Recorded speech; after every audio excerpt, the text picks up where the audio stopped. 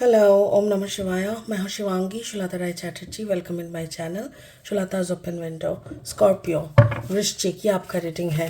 ये रीडिंग है 1 जनवरी 2024 से लेके 15 जनवरी 2024 तक के एनर्जी के ऊपर। I am really sorry Scorpio, मेरा तबीयत बहुत ख़राब था, मुझे चेस्ट इन्फेक्शन हो गया था ठंड लगने की वजह से। अभी भी मेरा खांसी चल रहा है, दवाई चल रहा है। सो थोड़ा सा लेट हो गया, प्लीज़ मुझे माफ़ कर देना इस देर होने के कारण से। बट और बीच बीच में मैं रुक भी सकती हूँ खांसने के लिए, सो प्लीज़ कंसिडर। ओके, चलिए देख लेते हैं आपके आने वाले 2024 के पहले और 15 जनवरी का अंदर का एनर्जी, और वो भी 2 कार्ड में। पहला आपका लव रिलेशनशिप, सेकंड आपका करियर फाइनेंस। ठीक है, okay. First card, to B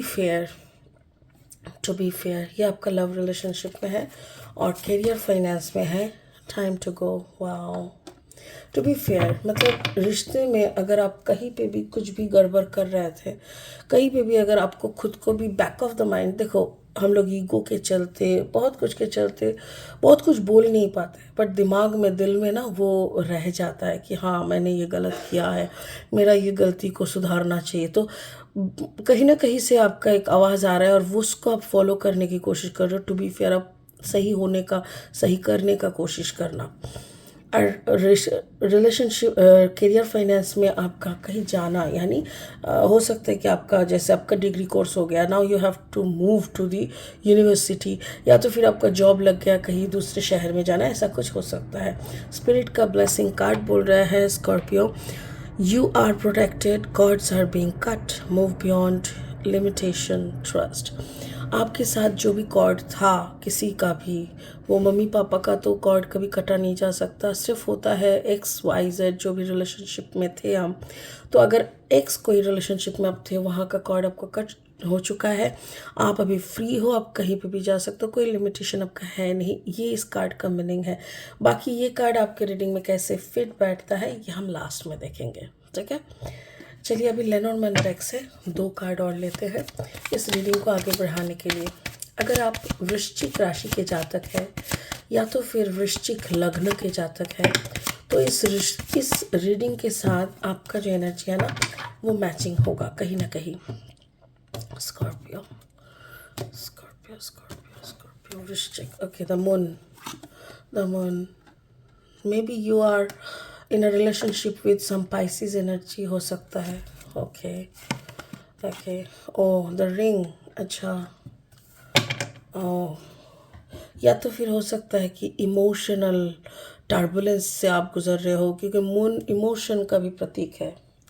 और 2 कार्ड लेंगे, ठीक है, और 2 कार्ड लेके इस रीडिंग को फाइनल स्टेज तक ले जाएंगे।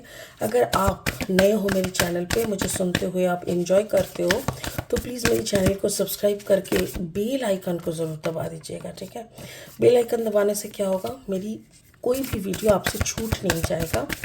और हाँ, अगर मेरी कंटेंट आपको यूज़फुल एंड हेल्पफुल लगता है तो प्लीज़ इसको शेयर कीजिए, और आप जाते जाते एक लाइक ज़रूर कर दीजिएगा। ओके, चलिए देख लेते हैं स्कॉर्पियो स्कॉर्पियो स्कॉर्पियो वृश्चिक। Okay, S of sword energy, Gemini, Libra, Aquarius. कई दिमाग वाले से या दिमाग वाली से आपका पल्ला पड़ चुका है, that is what I am getting. And 10 of cups energy, wow. Okay okay, देखो मुझे अजीब सा एक एनर्जी दिख रहा है, मुझे ऐसा लग रहा है जैसे ठीक है, चलो शुरू करते हैं, उसके बाद ही पता चलेगा। ओके, आपका लव रिलेशनशिप में पहला कार्ड है 38, 8, 9, 10, 11, जो कि मास्टर कार्ड है। और ये मास्टर कार्ड क्या बोल रहा है, टू बी फेयर। आप कहीं पे अगर गलत थे इतने दिन, आप अगर अपने पार्टनर के साथ कुछ गलत किए थे, अभी आपको वो सही करने का वक्त, या सही करने का नॉलेज, या सही करने का विजडम मिल चुका है। यहाँ पे आउल, सर के ऊपर आउल का मतलब यू गॉट दैट विजडम, वो ज्ञान, वो मेच्योरिटी, वो आपको समझ में आ चुका है कि what wrong you have done with your partner, और वही उसी को सही करने के लिए आपको क्या क्या करना पड़ेगा, वही आप सोच रहे हो, उसी को मेजर कर रहे हो, और उसी के अकॉर्डिंग आप आगे बढ़ने की सोच रहे हो। Card number 32, 3 + 3 = 5। 5 का मतलब कुछ नया शुरू करना, और वो भी द मून, मे बी पूर्णमासी, जो full moon, the new moon and no moon, ये जो सारे सिचुएशंस होते हैं, ये फुल मून, नो मून, ये सारी सिचुएशन में हो सकता है कि आपके अंदर एक अजीब सा टर्बुलेंस आप फेस करते हो। एक सेकेंड, आप उस इमोशन को हैंडल नहीं कर पाते हो, या तो फिर आपका जो पार्टनर जिनके साथ आपने गलत किए आपको लगता है, शायद उनका कॉम्बिनेशन में पाइसिस हो सकता है, या पाइसिस यानी मीन लग्न, मीन राशि, कुछ भी। या तो फिर ऐसा हो सकता है कि आप जिनके बातों में आके, जिनकी बातें सुन के आप अपने पार्टनर के साथ गलत किए थे, वो मीन राशि या मीन लग्न के हो सकते हैं। क्यों मैं बता रही हूँ? क्योंकि मुझे ये प्रभावित हो लग रहा है, जैसे इमोशनली किसी को मैनिपुलेट करना, ये भी हो सकता है कि आपको किसी ने इमोशनली मैनिपुलेट किए थे आपके पार्टनर के अगेंस्ट में। अगर ऐसा कुछ है तो आपका बुद्धि खुलने वाला है। S of sword energy, S of sword energy हो सकता है कि आपके पार्टनर का जो एनर्जी है वो वायु तत्व, यानी जो जेमिनाई, लिब्रा, एक्वेरियस है, इनमें से कोई हो सकता है कि वो जेमिनाई गर्ल है या जेमिनाई बॉय है, या क्यूरियस गर्ल या बॉय है, जो भी है, उसके प्रति आपका जो भी कनेक्शन कट हुआ था, उसके लिए अगर कोई आपको इमोशनली इम्बैलेंस मोड में लाए थे या इमोशनली मैनिपुलेट किए थे, वो उनकी जो रियल फेस है वो आपको समझ में आएगा। आपको अपने अंदर से आपका जो वो जो एक जागरण होता है ना, you got an awakening, wisdom आपका जो आया है, उसके चलते आपको पता, दिमाग खुलेगा, और तब आपको समझ में आएगा कि I have done wrong with my partner, और मुझे अभी इसको, टू बी फेयर, मुझे अभी सही होना है, मुझे अभी इस गलती को, मेरी जो गलती, मैंने जो गलती किया है, मेरी इस गलती को सही करने का वक्त आ चुका है और मुझे ये करना पड़ेगा। That is really good. Actually आपके आंखों के सामने जिन्होंने आपको मैनिपुलेट किए थे उनका चेहरा भी खुल गया है, और इसीलिए आपको अपना डिसीजन लेने में बहुत ज़्यादा हेल्प हो रहा है। भगवान करे कि आपका सद्बुद्धि ऐसे ही बने रहे, और अगर सच में ऐसा कुछ हुआ है आपके साथ, जो भी मेरे कार्ड्स बोल रहा है, तो प्लीज़ ईगो को साइड करके सच्चाई के साथ आगे बढ़िए। अगर माफ़ी मांगना ही है तो हाथ पकड़ के, पैर पकड़ के माफ़ी मांग लीजिए, क्योंकि ये, इससे आपका कर्मा रिलीज़ हो जाएगा। आपका जो बैड कर्मा जो आपने किए हैं अननोइंगली, या किसी की बातों में आके, जो भी आपने गलती किए हैं, जिसका पश्चाताप अभी आपको हो रहा है, वो अगर आप माफ़ी मांग लेंगे तो आपका कर्मा भी रिलीज़ हो जाएगा, बैड कर्मा। ये आपका लव लाइफ है। आपका करियर, फाइनेंस में time to go, card number 45, 5 + 4 = 9।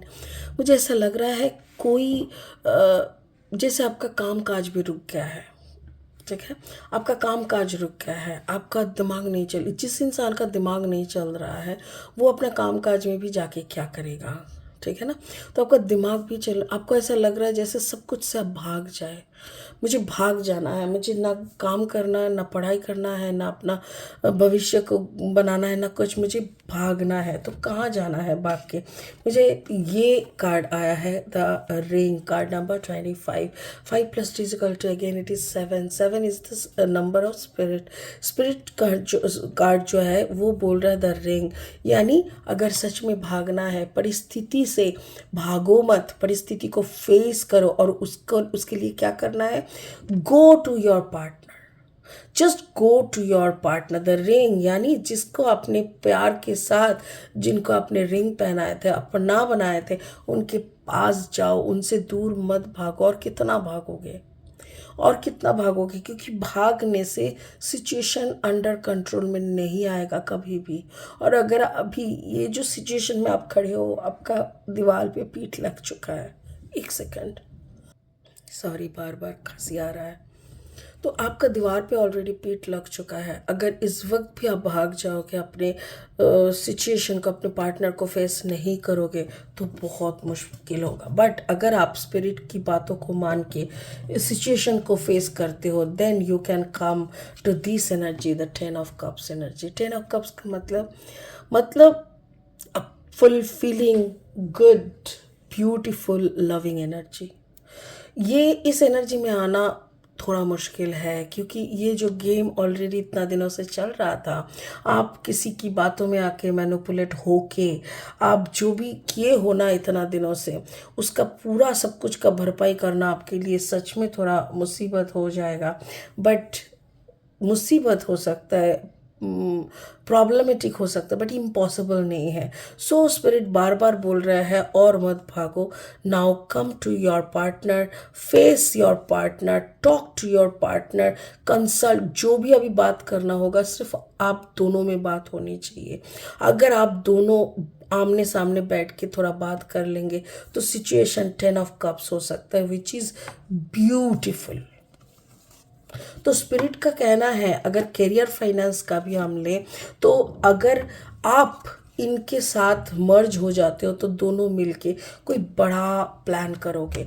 मेरे ख्याल से आप लोग अब्रॉड जा सकते हो, क्योंकि 10 of Cups का फुलफिलमेंट से बात होता है, वो प्यार का फुलफिलमेंट। तो हो सकता है कि आप दोनों ही बाहर चले जाओ, वहाँ पे कुछ शुरू करो। मतलब एक पुराना जो चैप्टर है उसको आग लगा के सब खत्म करके एक नया चैप्टर बना के आप दोनों शुरू करो, क्योंकि उसी में आपका भलाई भी होगा।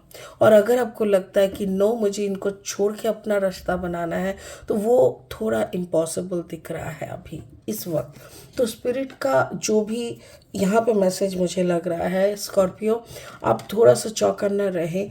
जिनसे भी आपने गलती किया है उनसे माफ़ी मांगे, और जो भी आपका ईगो है उसको साइड में रख के दोनों फिर से एक होने का कोशिश ज़रूर कीजिए। स्पिरिट का ब्लेसिंग कार्ड है supreme protection, you are protected, gods are being guard. देखो, आप दोनों प्रोटेक्टेड हो अपनी अपनी जगह पे।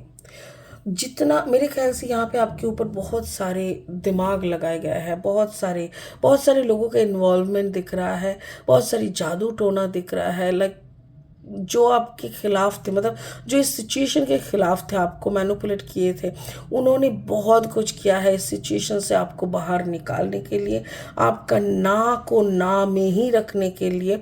बट कहीं ना कहीं स्पिरिट का भी कुछ बात होती है, तो इसीलिए वो कॉर्ड कट होने के बावजूद भी, आप लिमिटेशन के बाहर जाने के बावजूद भी कुछ ना कुछ एक पॉइंट रह गया है, जिसके कारण हो सकता है कि आप माफ़ी मांगने से माफ़ी मिल जाए, या आप दोनों बात करने से प्रॉब्लम का सल्यूशन निकल आए। वाओ,